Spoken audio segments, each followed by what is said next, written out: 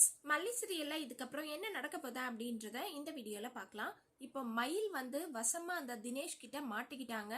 ஏதோ ஒரு நல்லவர் அந்த ரூம் பாய் அங்க இருக்கிறதுனால மயிலுக்கு எல்லா விஷயத்தையுமே தெளிவா சொல்லிட்டாரு. இருந்தாலும் மயில் டவுட்ல தான் இருக்காங்க. ஒரு பக்கம் பாதி மனசு தினேஷ் நல்லவன் அப்படின்னு சொல்லி நினைக்குது, இன்னொரு பக்கம் அவர் சொல்றது உண்மையா இருக்குமோ அப்படின்ற மாதிரியும் இருக்கு.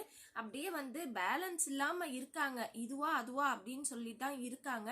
ஆனா தினேஷ் அமைதியா இருக்க போறது இல்ல. ரூம் வரைக்கும் கூட்டிட்டு வந்தாச்சு, அந்த நகையை எப்படியாவது நைஸா எடுத்து வித்து பணமாக்கிடணும் அப்படின்ற பிளான்ல தான் ஃபர்ஸ்ட் இப்போ தினேஷ் இருக்கிறது.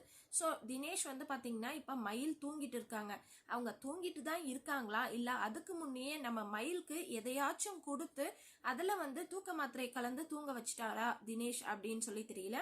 ஆனா இப்போ நைஸா திருட மாதிரி முகத்துக்கு கர்ச்சிஃப் எல்லாம் கட்டிக்கிட்டு இந்த ரூம் கதவை திறக்கிறாரு தினேஷ். ஸோ இந்த டைம்ல நம்ம மயில் நல்லா ஆழ்ந்த உறக்கத்துல இருக்காங்க. அது மயக்கமா இல்ல உண்மையாவே தூங்கிட்டு இருக்காங்களான்னு தெரியல. இப்போ தினேஷ் தன்னோட வேலையை கட்ட ஆரம்பிக்க போறாரு. ஃபர்ஸ்ட் நம்ம மயில் அந்த செயினை கொடுக்க மாட்டேன், அதாவது கோல்ட் செயினை கொடுக்க மாட்டேன், நீ வீண் செலவு பண்ணிடுவேன், நான் அதுக்கப்புறமா தான் கல்யாணம் ஆனதுக்கப்புறம் கொடுக்குறேன் அப்படின்னு சொன்னாங்க. ஸோ அவருடைய டார்கெட் முதல்ல அந்த நகையை எடுக்கணும். அதனால மயில் நல்லா தூங்க வச்சுட்டு அந்த நகையை எடுக்க போறாரு. எடுத்துட்டு இன்னொரு பக்கம் தப்பான வேலை செய்யறதுக்கும் சான்சஸ் இருக்கு. ஏன்னா அந்த மாதிரி ஒஸ்டான ஒரு பையன் தான் இந்த தினேஷ். ஸோ இதையெல்லாம் தெரிஞ்சுக்கிட்ட அந்த ரூம் பாய் தான் மயிலுக்கு எல்லா விஷயத்தையும் சொன்னாரு. ஸோ மயில் தூங்கிட்டு இருக்கிறதுனால ஒருவேளை அந்த ரூம் பாய் அந்த வழியா அந்த தினேஷ் மயில் கிட்ட போக விடாம தடுத்து காப்பாத்துறதுக்கும் வாய்ப்புகள் அதிகமாகவே இருக்கு. ஏன்னா அந்த ரூம் பாய் மூலமா தான் மயிலுக்கு ஒரு நல்லது நடக்கும் அப்படின்னு சொல்லிட்டு எதிர்பார்க்குறோம்.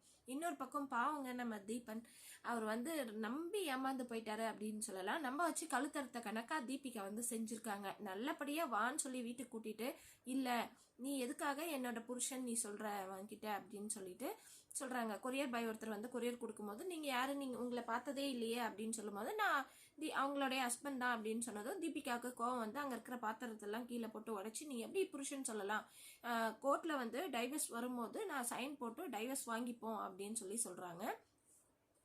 நம்ம இது தீபன் பாத்தீங்கன்னா ரொம்பவே ஃபீல் பண்றாரு. நம்ம வச்சு கழுத்தறுத்த கணக்கு அப்படியே ஒரு நெஞ்சில ஈட்டிய பாய்ச்ச மாதிரி அவர் ரொம்பவே வெக்ஸ் ஆகி போயிருக்காரு. ஏன்னா அவ்வளோ ஆசையோட வந்தாரு, கடைசியில இப்படி சொல்லவே ரொம்பவே கஷ்டப்பட்டு ஃபீல் பண்றாரு அவரு.